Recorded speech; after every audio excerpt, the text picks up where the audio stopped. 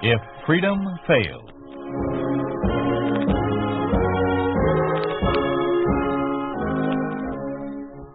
We'd like to take you on a visit to a town that doesn't exist. A town we call Springfield, USA. We'd like to show you how things would be in any American town if communism took over. To illustrate what happens to a man of the arts under a communist regime, Gregory Peck plays the part of Charles Reed in A Matter of Fact.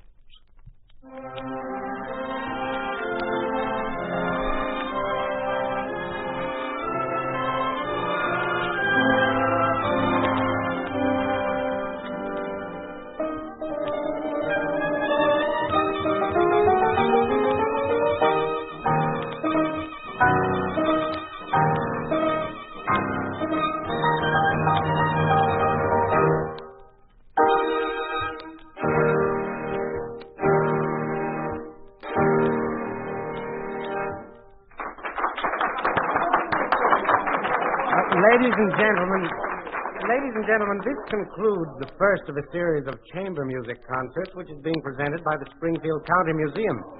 Today's artists were the Muse-Art Piano Quartet. Future concerts will include the American Art Quartet, the Seidenberg and Rebner Piano Team, the Lillian-Stubner Trio, and the Kempinski String Quartet. I hope to see you all here again next Sunday at 3 p.m. Thank you and good afternoon. Mr. Fowler. Oh, good afternoon, Mrs. Havenscourt. Enjoy the program? I thought it was simply superb. Magnificent. I just wanted to tell you how much I enjoyed it. Such melody. Such music. Well, thank you very much, Mrs. Havenscourt, and I'm sure our future programs will be equally as good. Oh, here's Mr. Reed. Afternoon, Jack. Afternoon, Jim. Nice program. Thank you. Well, this is Mrs. Havenscourt. I'd like you to meet Mr. Reed, the director of the Springfield Museum. How do you do? Oh, I'm so happy to know you. You're all doing such wonderful work bringing all this culture to Springfield. Well, we're happy if our efforts please you. Goodness knows this is one place the communists haven't tried to interfere with. Everything else in town has to be supervised. Well, do forgive me if I run off. I must talk with you, Jake, sometime. Good day. Goodbye. There's appreciation of art for you. That woman knows nothing about music, but she's been here for every series. I'd like to talk about it to her friends, I guess. Well, that remark she made about the communists interfering, I'm afraid they've finally gotten around to us. Oh, no. What could they possibly find wrong with the museum? I'm having a meeting in my office tomorrow morning with the rest of the staff. I expect to have the complete directive by then. Oh, I don't see what they could possibly want with us. Everything in the museum is... Well, it just is. We'll know more about it tomorrow. Now, how about coming over for dinner tonight? Oh, thanks a lot, but not tonight. I'm booked. Grace? Well, tell Stella I said hello anyhow. See you in your office tomorrow. I'm curious to know about our new directives.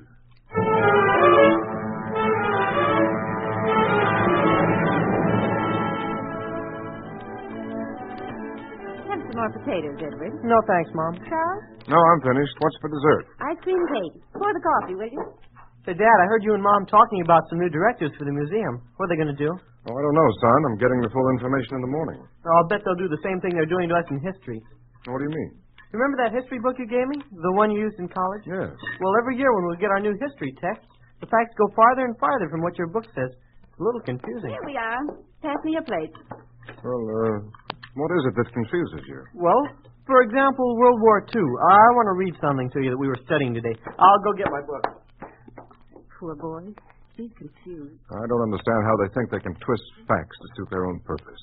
Do they think people will believe them? Well, look at Edward. All he knows about the war is what he learns in school or what we tell him.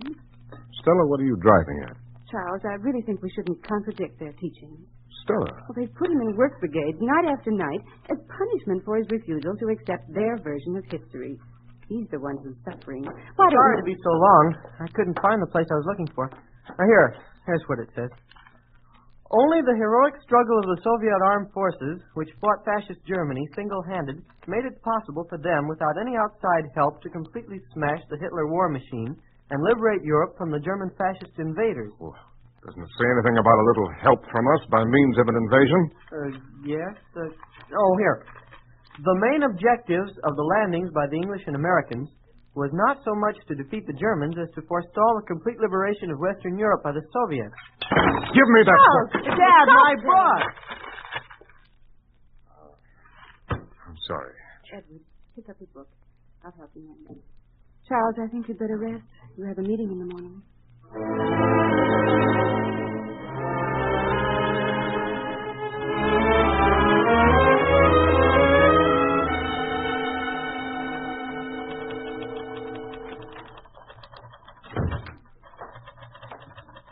Good morning, Margaret. Mr. Reed in? Oh, good morning, Mr. Fowler. Mr. Reed is in conference with Mr. Davis. Who? After the communists took over here, he was appointed to the top position in the Ministry of Information. And from what I've heard, they're going to take over public information services, like libraries and museums. Well, I can understand why they'd want to take over the libraries. I suppose there's a lot of material they don't want the public to read, but museums, why, everything here is past history. There's nothing they can change here. Well, they've been at it an awfully long time in there. You want me to find out if Mr. Reed can see you? No, the meeting of the department heads starts in 10 minutes. I just wanted to see if he was ready. You might as well sit down. No telling how long they'll be there. I don't exactly know how I'm going to break this to my staff. These regulations are quite radical. Nevertheless, they will be made. They are important. That is why I came here personally to present them. In the future, a member of the ministry will make periodic checks to see that you do not deviate. I see. Morning, Jim. Mr. Davis, I'd like you to meet one of my staff. This is Mr. Fowler, head of our music department. Jim, this is Mr. Davis of the Ministry of Information. Morning. How do you do? It is unfortunate that some of your programming will have to be changed, Mr. Fowler. Changed? How do you mean? Mr. Reed will inform you of the changes. I shall see you again soon, gentlemen. Good morning. What's he talking about? Oh, I'd better break it to the whole staff at once. Margaret, I'll be in the meeting hall. No calls until I'm through. Yes, Mr. Reed. That pipsqueak. That unspeakable moron. Lord, if that is all that. Do you know anything about Davis's background? A little. You won't believe some of the things you're going to hear. And coming from that illiterate, that ignorant... Hey, you'd better compose yourself, son. I've never seen you this flustered. Well, I've never been this flustered. I didn't sleep well last night. Blew up at home, and now this. Good morning. Good morning, gentlemen. Please be seated. Gentlemen, I suggest you prepare yourselves for a shock. Or rather, several shocks. All of our schedules here at the museum have been altered. Music, films, talks, and the art exhibition. We'll start with Fowler and his musical program. What was your schedule, Jim? We were going to present a series of 12 concerts featuring the chamber music of France. You had the first program yourself yesterday afternoon. Yes. Effective immediately, the entire program will be discontinued. Oh, no. Jim, you can't be serious. I'm perfectly serious. Now for the documentary films, gentlemen. The series of films entitled Fishing Around the World is canceled. An approved film showing the advantages of living on a collective farm will replace the one entitled Speckled Trout Across Canada. I presume that this film is considered subversive. Gentlemen, quiet, please. Now, here are the written regulations governing your various departments. I shall not cover the instructions given us in regard to which paintings we may exhibit, nor on the subjects we may discuss. Your schedules will be altered to conform with these approved programs immediately.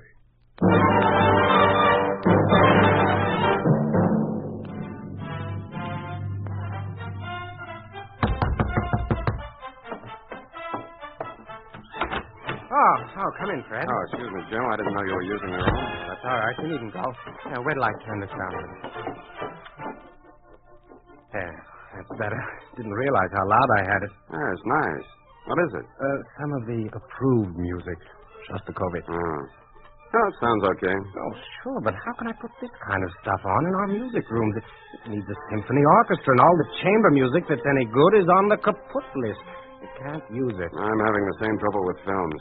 I'm going to ask Reed if we can discontinue the series entirely. Mr. Fowler, Mr. Taylor, would you step out into the hall, please? Oh, Mr. Reed, I wanted to talk to you. My schedule of films, it seems that... Oh. Yes.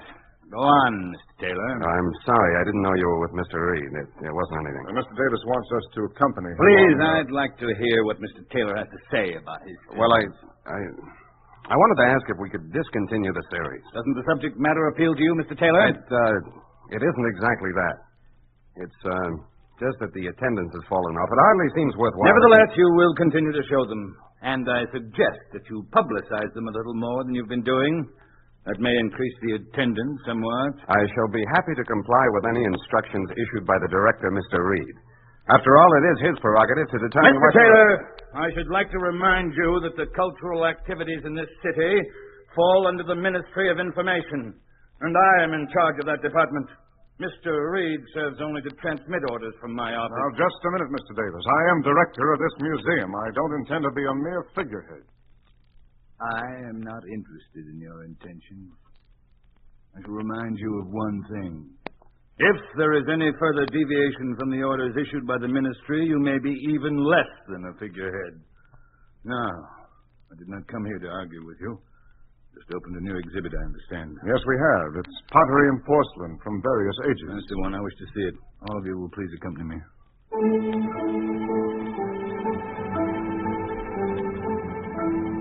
This is the section, Mr. Davis.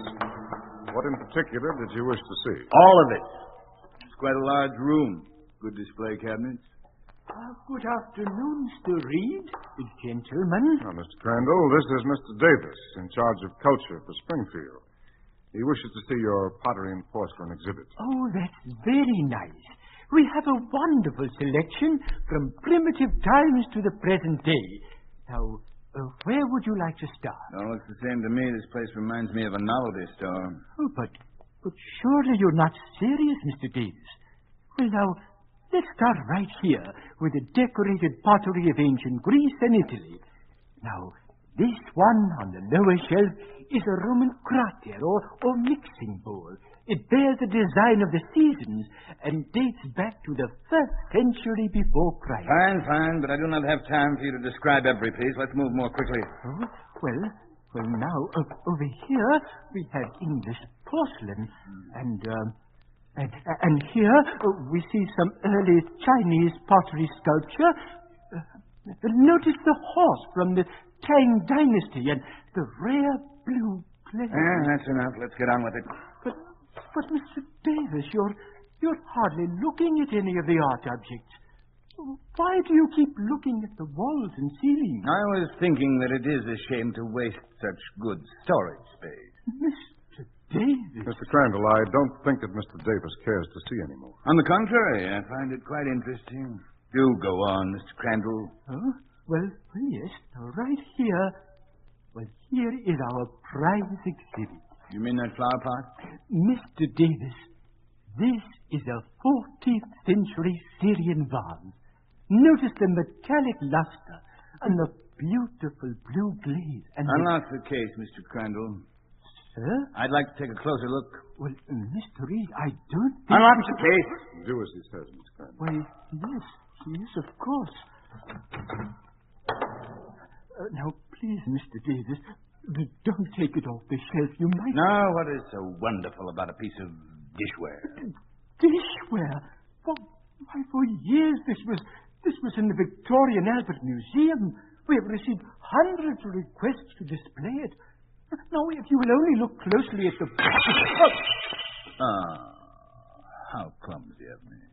You did that on purpose. Mr. Reed, I want all of this junk moved out of here. We're going to move the public library in this section of the museum. And, of course, we shall no longer need the services of Mr. Crandall. He's dismissed.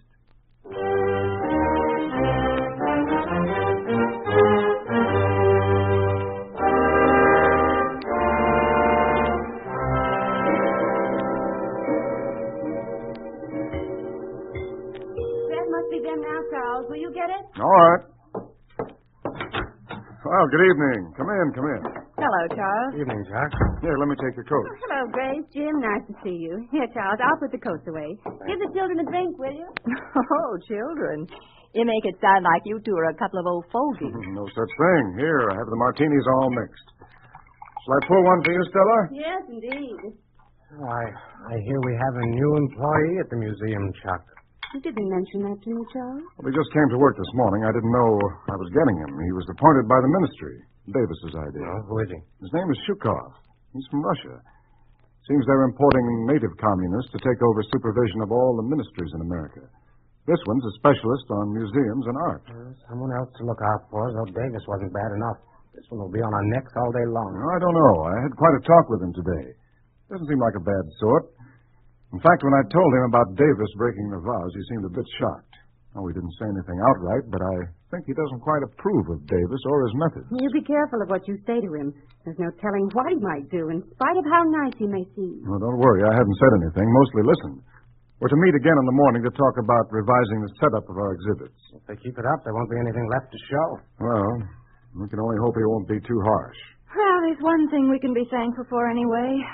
And all the purges and disappearances that have been going on, nothing's happened to anyone close to us. There's little enough to be thankful for in a land that's occupied by a foreign power. Let's hope it doesn't get any worse than it is. Now, this is supposed to be a party. Charles, another martini, please.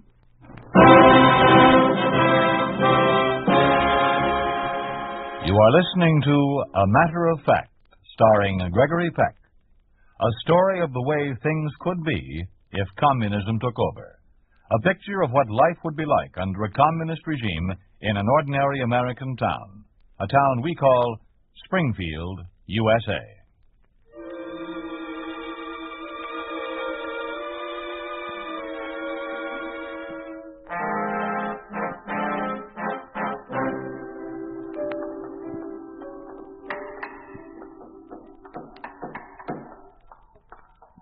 This section is where we have our porcelain and pottery exhibits. We're converting it into a library.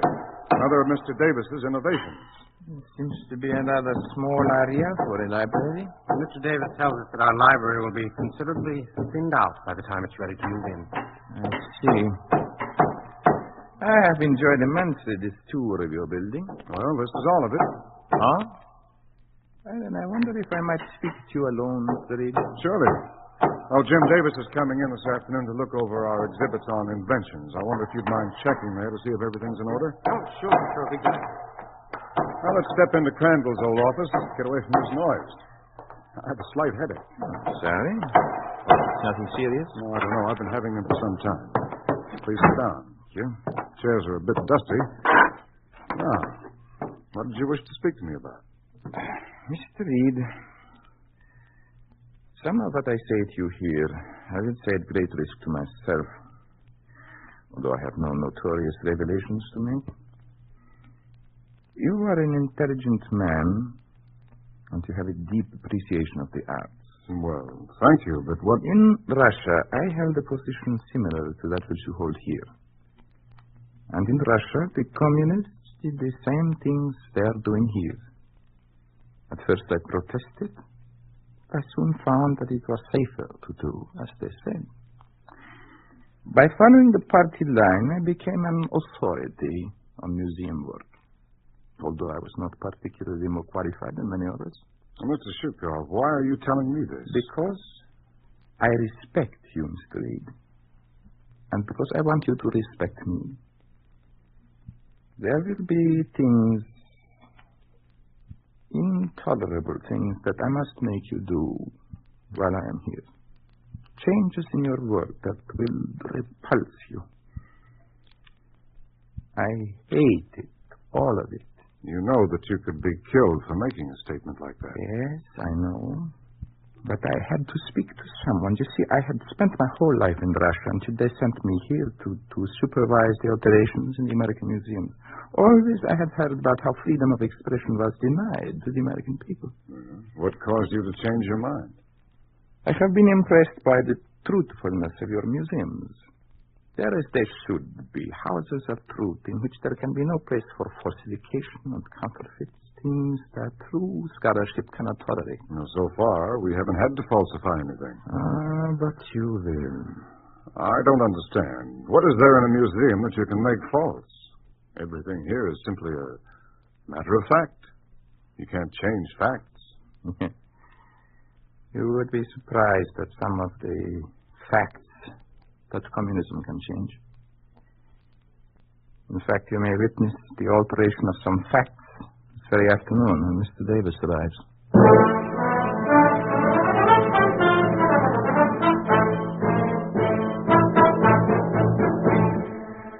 Mr. Davis?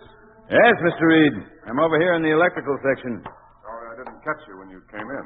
That's all right. I've been enjoying myself browsing through these displays. They're very amusing. Amusing? Yes, I don't know who's been doing your research, Mr. Reed, but I've never seen a more flagrant display of misinformation. Take this exhibit right here, the works of Thomas Alva Edison. Edison was one of America's greatest inventors. But what did he invent? What? Everything you see on display here. Permit me to show you where you're wrong. This card here, for example. It reads, Edison includes among his first inventions in the field of telegraphy the transmitter and receiver for the automatic telegraph, similar to the model displayed here. Well, he did invent it. Mr. Reed, I have with me some notes from the encyclopedia compiled by the Communist Academy of Science. In them, you will find that the transmitter and receiver shown here were invented by Jacobi in St. Petersburg in the year 1845. Mr. Edison wasn't born until 2 years later. Mr. Davis, I don't believe that, and I don't think you do either. This is just one of the many errors I find here. It seems that your greatest errors lie in the dates of these inventions. The most important advances in almost every field come after the revolution in Russia. Under communism and its resultant freedom, men of science were able to forge ahead in these many fields. Let us consider this carbon telephone transmitter. Edison worked with Emil Berliner on that. They invented it together. The telephone was invented in Russia. I see that you have credited Edison with the invention of the first motion picture machine. This was invented by Boldyrev. What other inventions did the communists inspire, Mr. Davis? In this department, almost everything you have attributed to these imposters. You know, of course, Viktor-Semsky. No. Then you are not fit for your job. He invented the photographic method of recording and reproducing sound. Edison had nothing to do with that, nor with sound motion pictures. I think I've heard enough, Mr. Davis. There is much more, Mr. Reed. You will see that the proper changes are made. Come with me. Here. A model of the plane in which the first sustained flight was made by the Wright brothers, Poppycock. 25 years before them, Golubev became the first flyer in the world when he flew the first motor-driven plane built by Alexander Moshasky, the father of modern aviation. May I see those notes, Mr. Davis? You may. And in your office, you will find a copy of the Academy of Science Encyclopedia to guide you in making the necessary changes in these exhibits. I see. This is quite interesting. The theory of jet propulsion was originally developed under the Communist Aeronautic League. And the design for the first jet plane was suggested by Tsiolkovsky. Yes. Now, this list covers a multitude of subjects. Aeronautics, electricity, transportation, communication. That is correct. Please see that the guide cards are changed in accordance with the Academy Encyclopedia so that proper credit is given for all these works. Is that all? Yes, that is all. Oh, yes. The bust of Benjamin Franklin in the main hallway. You wish to have the bust removed? Oh, yes. Franklin's experiments in electricity was stolen from early Russian scientists. You knew this all along? Why, of course. His statue will be removed immediately. Not removed. Destroyed. Oh, destroyed, of course. Like this. Control yourself, Mr. Reed. You will need those notes. You serve no purpose by tearing them up. Now, let us play safe. Let us destroy all photographs and paintings and statues and books. Burn them! I don't think that will be necessary. Just a certain few which we find are not in keeping. And the names of the artists will be removed from our paintings, and we'll add the name of some communists. Mr. Reed, you've been working too hard. A little rest will do you. What about painting in the lobby? The one of Adam and Eve. Shall we have it removed? Or has it been established by the ministry that they, too, were communists? Don't get excited. Oh, I have an even better idea. Why don't we just tear down the whole museum, Mr. Davis? This model is a telephone. Edison didn't invent this. Tear down and destroy. Where did communism begin its work of alteration, Mr. Davis? Wasn't it with the churches? All the churches have been closed or destroyed. Like this. What about the symbols of religion? What about God, Mr. Davis? You destroyed the statues and paintings of Jesus Christ himself. And freedom. What have you done to freedom? You've torn it from the people. You rip the heart and soul out of every freedom-loving country on earth. Rip the heart out as you rip fine factories. Destroy. Destroy as you destroy a fragile piece of valuable pottery. Like you destroyed every semblance of decency. Like you destroyed human rights and religion and freedom. Destroy every vestige of decency and honor and faith and life.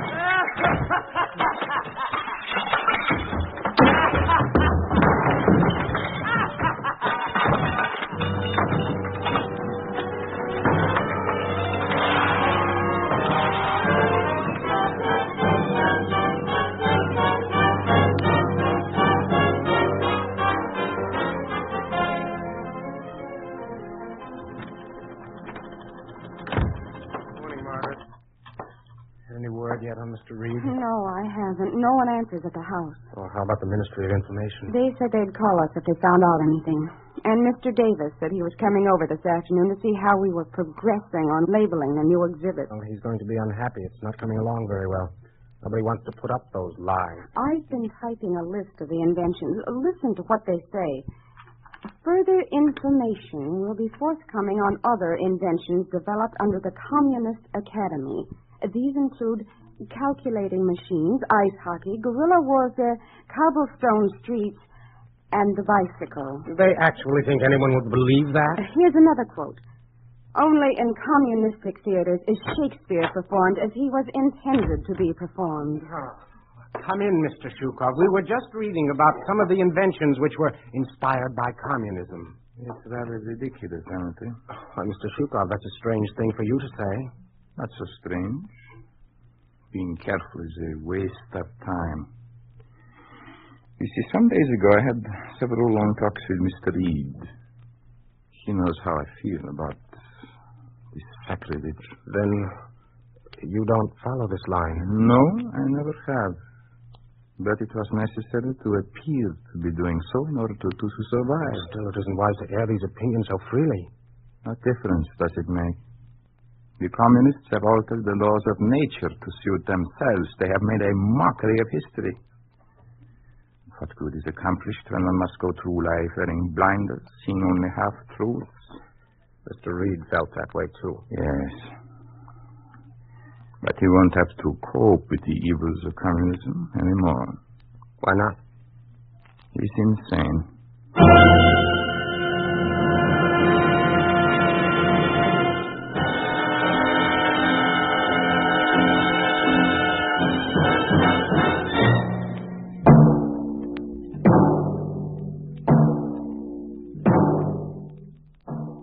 You have just heard what happens to a cultural institution under a communist regime. You have just heard how facts can be altered to suit the purpose of the party in power. You think this could not happen? It did happen. It did happen in the communist-dominated country of Russia. It did happen in the Lenin Museum in Moscow. In this museum, in order to hide true facts, the communists destroyed and counterfeited all material unfavorable to their regime.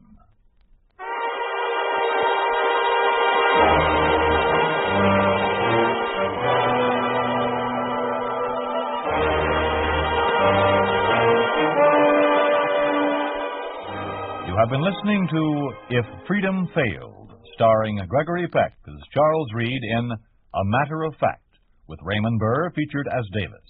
This program has come to you through the worldwide facilities of the United States Armed Forces Radio and Television Service.